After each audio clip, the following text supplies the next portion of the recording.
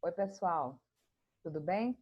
Na última aula, nós iniciamos o estudo da classificação periódica dos elementos, vimos uma breve introdução sobre o assunto, né, de classificação periódica dos elementos, vimos que algumas propostas foram feitas para organizar os elementos químicos conhecidos. Essas propostas, esses modelos de tabela periódica apresentavam vários erros, e até se chegar no modelo da tabela periódica atual, que é a classificação periódica atual, onde nós vimos que os elementos químicos eles vão estar agrupados ali de acordo com as suas propriedades semelhantes, e isso se deve ao fato de que os elementos, as propriedades desses elementos dependem da configuração eletrônica que eles apresentam. E os elementos ali foram organizados, estão organizados em ordem crescente de números atômicos. Então, essa foi a principal diferença da classificação periódica atual para o modelo anterior, que era a lei periódica de Mendeleev. Então, nós vamos hoje dar continuidade ao nosso conteúdo. Vimos também que a tabela ela está dividida em períodos, que são as linhas horizontais, e as famílias ou grupos, que são as linhas verticais. Então, vamos continuar com o conteúdo aí de classificação periódica dos elementos. Bom, nós vimos na aula passada que a representação, né? Na tabela a gente tem uma representação do elemento químico. Essa representação ela pode variar de tabela para tabela, sendo que algumas informações básicas vão constar, como massa atômica, o número atômico, o nome e o símbolo dos elementos. Quem teve a curiosidade de já dar uma olhada na tabela periódica, deve ter percebido que nem sempre há uma coincidência entre o símbolo e o nome do elemento químico. Isso por quê?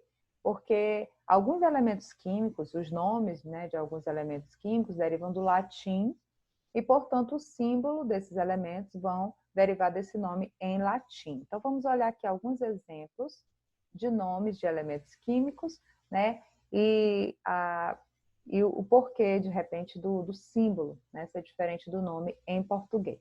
Nós temos aqui alumínio, nitrogênio, boro, bário, berílio, carbono, cálcio, cádmio, tudo ok.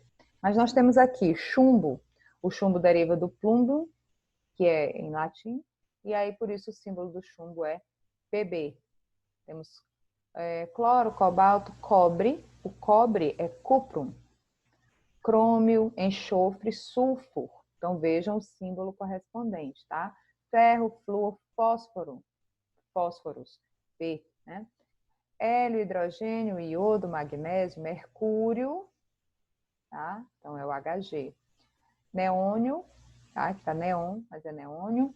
Níquel, oxigênio, potássio, que é o cálium, prata, argento, sódio, nátrio. Então, os símbolos dos elementos químicos, eles vão derivar do nome desse elemento em latim.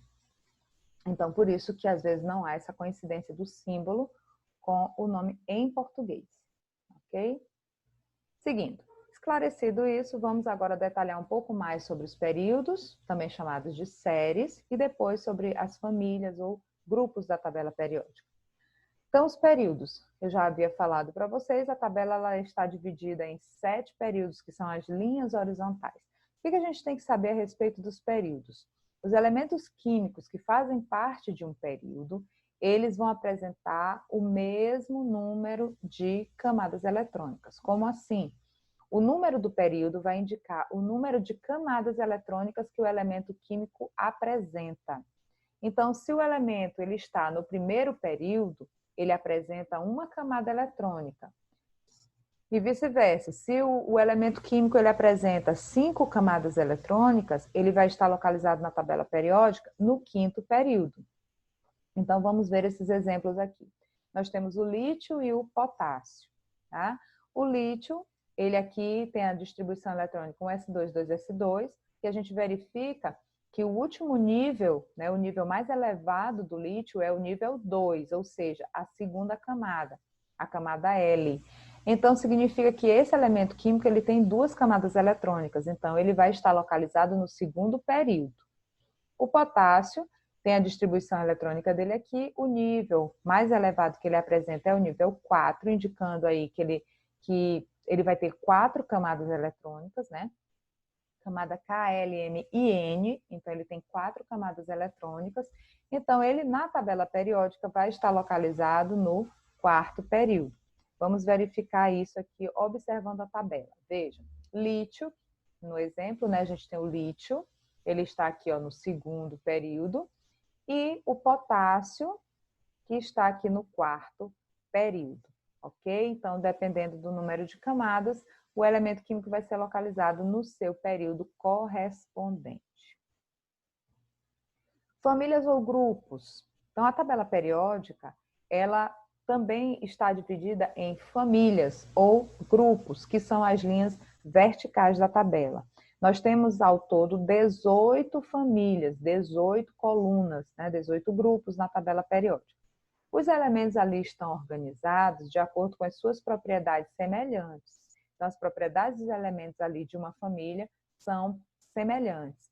E o que faz com que essas propriedades sejam semelhantes é justamente a configuração eletrônica desses elementos.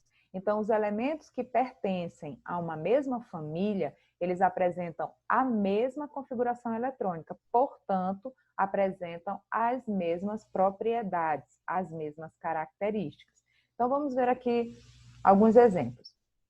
Nós temos os 3 átomos aqui, lítio, sódio e o potássio. Esses 3 elementos químicos, feitas as suas distribuições eletrônicas, o que a gente pode observar no final? Que a distribuição, a configuração eletrônica deles 3, todos terminam em S1. Então, eles têm a mesma configuração eletrônica, ok? Eles se apresentam o mesmo subnível, com a mesma quantidade de elétrons nesse subnível. Então, esses elementos químicos, eles pertencem à mesma família. Eles apresentam propriedades semelhantes. Vamos olhar lá na tabela, então, a localização desses elementos. Lítio, sódio e potássio. Eles estão aqui, ó, lítio, sódio e potássio. Todos eles pertencem à mesma família, eles estão na mesma coluna. Então, eles têm as mesmas propriedades. Isso porque eles têm a mesma configuração eletrônica, ok? Então, característica aí das famílias, né? Ou grupos. Muito bem. Essas famílias ou grupos, elas podem ser subdivididas em 2 grupos ainda, né? Então, as famílias vão ser divididas aí em 2 grupos grandes, né? Em 2 grandes grupos. Nós temos os elementos chamados elementos representativos e temos os elementos de transição. Esses elementos também podem ser designados por letras. Então, os elementos representativos fazem parte do grupo A e os elementos de transição fazem parte do grupo B, ok? Então, por que eles são divididos assim? Por que a gente tem os elementos representativos e a gente tem os elementos de transição? Porque entre eles existe uma diferença também nas suas configurações, nas suas propriedades, tá bom? Então, as famílias estão divididas nesses 2 grupos grandes, né? Elementos representativos e os elementos de transição, e vamos conhecer um pouquinho sobre eles. Então, elementos representativos são os elementos do grupo A, elementos de transição do grupo B. Então, vejam aqui na tabela. Onde se localizam esses 2 grupos de elementos, né? Nós temos, então, nós temos os elementos representativos, que estão aqui indicados. Eles compreendem aqui essas famílias indicadas. Então, nós temos aqui, ó, a coluna 1, 2, 13, 14, 15, 16 e 17. Esses são os elementos representativos. Então, pelas setas aqui, a gente consegue identificá-los. Então, primeira, segunda coluna e aqui, ó, dessa coluna 13 até a 18 são os elementos representativos, tá bom? Os elementos de transição são os demais elementos da tabela periódica, certo? E aí nós temos aqui os elementos de transição externa e os elementos de transição interna, tá bom? Então, vamos lá. Elementos de transição externa são esses que estão dentro da tabela, aparentemente dentro da tabela. E os elementos de transição interna são essas duas séries aqui que estão fora da tabela, né? Fora da tabela. Esses elementos aqui, dessas duas séries, lantanídeos e actinídeos, eles estão, na verdade, dentro da tabela periódica, nos períodos 6 e 7, respectivamente, tá bom? Então, só lembrando esse detalhe importante. Então, vamos seguindo. Vamos falar um pouco mais sobre esses elementos representativos. Bom, os elementos representativos, eles têm uma característica fundamental, tá? A principal característica desses elementos é que o número da família indica a quantidade de elétrons que eles têm na última camada. E para a gente poder gravar isso com mais facilidade, nós vamos indicar os números dessas famílias por números e letras. A gente sabe, já viu que os elementos representativos fazem parte do grupo A. Então, a gente vai indicar de 1A até 8A essas famílias que pertencem aos elementos representativos. Para facilitar a gente compreender essa característica fundamental desses elementos, que indica que o número da família corresponde à quantidade de elétrons que eles têm na última camada. Então, vamos dar uma olhada nos exemplos, depois a gente volta para a tabela para a gente compreender isso melhor. Nós temos aqui o lítio, que só tem 3 elétrons. Distribuídos esses 3 elétrons, ele fica com 2 camadas eletrônicas, camada K com 2 e a camada L, que é a última camada, com 1 elétron. Se ele tem 1 elétron na última camada, o lítio vai fazer parte da família 1A. Então, o número da família indica a quantidade de elétrons que ele tem na última camada. Magnésio tem 12 elétrons. Feita a distribuição desses elétrons, a gente tem aqui, ó, que ele apresenta 3 camadas eletrônicas, né? Ele tem a camada K com 2 elétrons, camada L com 8 elétrons e a camada M com apenas 2 elétrons. Então, se ele tem 2 elétrons na última camada, ele faz parte da família 2A. Vamos verificar isso na tabela, para a gente compreender melhor. Veja, eu vou substituir, então, aqueles números que a gente viu na tabela anterior, né? Que vai 1, 2, 13 até 18, são os elementos representativos, vai substituir por 1A, 2A, 3A, 4A, 5A, 6A, 7A e 8A. Ok? Então, assim, feita essa representação, facilita para a gente compreender o que diz lá na característica do elemento representativo, que o número da família indica a quantidade de elétrons que ele tem na última camada. O que significa isso? Na família 1A, todos os elementos aqui têm 1 elétron na última camada. 2A, 2 elétrons na última camada. 3A, 3 elétrons na última camada. 4A, 4 elétrons na última camada. 5A, 5 elétrons na última camada.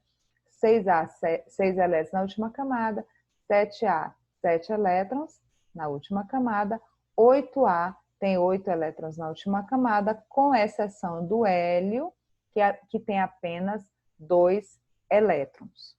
Então, essa é a principal característica dos elementos representativos, coisa que não ocorre nos elementos de transição, tá bom? Nos elementos de transição, essa quantidade de elétrons na última camada, ela varia entre 1 e 2 elétrons na última camada, então não se aplica essa mesma regra a esses elementos. Os elementos representativos recebem nomes específicos. As famílias desses elementos recebem nomes específicos, também coisa que não ocorre lá com os elementos de transição. Então, só os elementos representativos. Então, nós temos aqui, ó, família 1, né, a primeira coluna, que é a família 1A. Nós temos aqui os chamados metais alcalinos, tá? Um detalhe importante é que o hidrogênio, ele não é um metal alcalino. O hidrogênio, ele está na família 1A, por quê?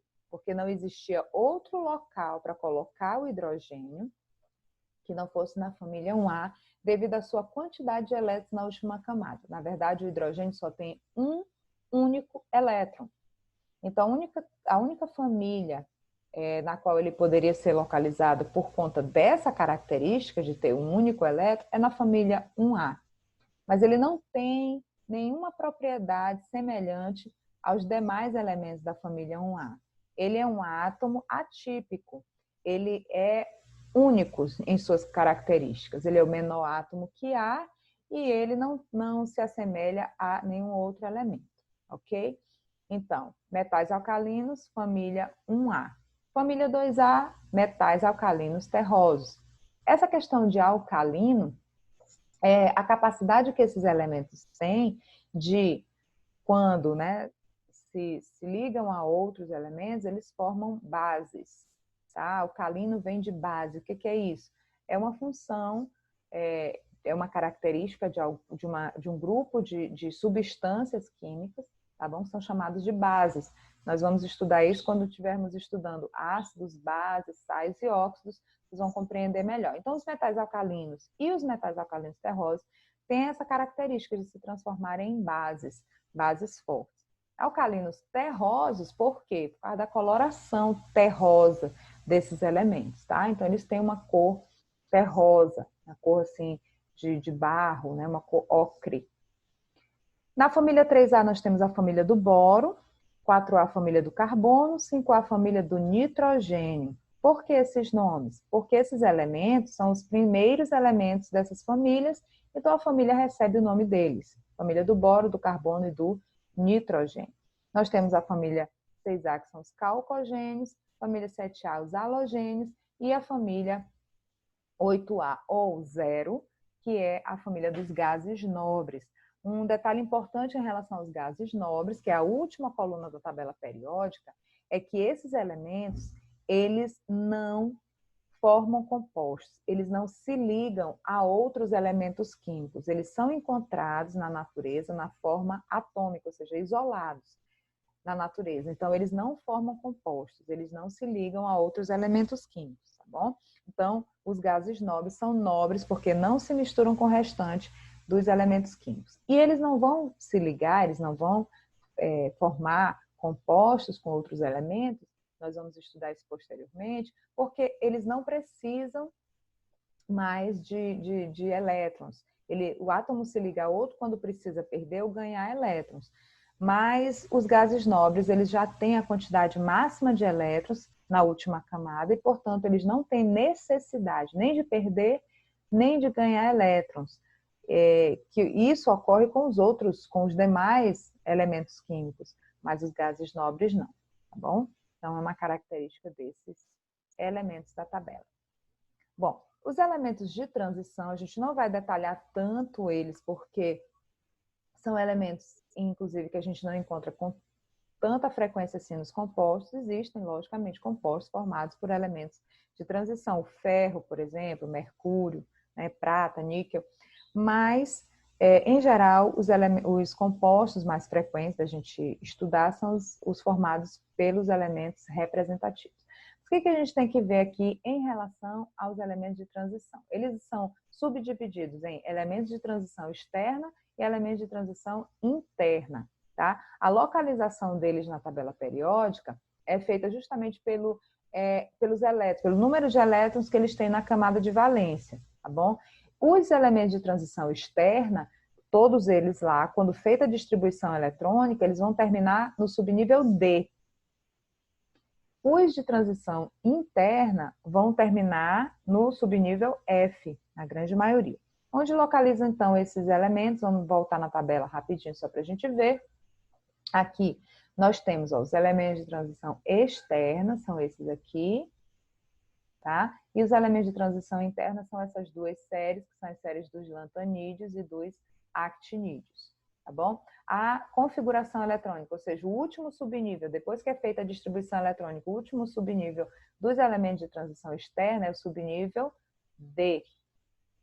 E os de transição interna, subnível F, tá bom? Então, essa é a principal característica desses elementos. A gente não vai precisar detalhar tanto sobre esses elementos, ok? E aqui, coloquei para vocês nesse material, tá? Que é interessante que vocês deem uma olhada, nas aplicações, tá? Nas aplicações desses elementos químicos, onde a gente encontra esses elementos químicos, tá bom? Onde é que é possível a gente localizar, em quais são as aplicações, né, no nosso dia a dia, inclusive, de alguns dos elementos químicos, vale a pena dar uma olhada nessas tabelinhas, nessas informações que eu trago aqui para vocês. Ok, turma? Então, assim a gente termina a classificação periódica dos elementos. Espero que vocês tenham compreendido e estudem, assistam novamente a aula e a gente vai tirando as dúvidas nas aulas ao vivo e com os exercícios, ok? Bons estudos para todos e até a próxima aula.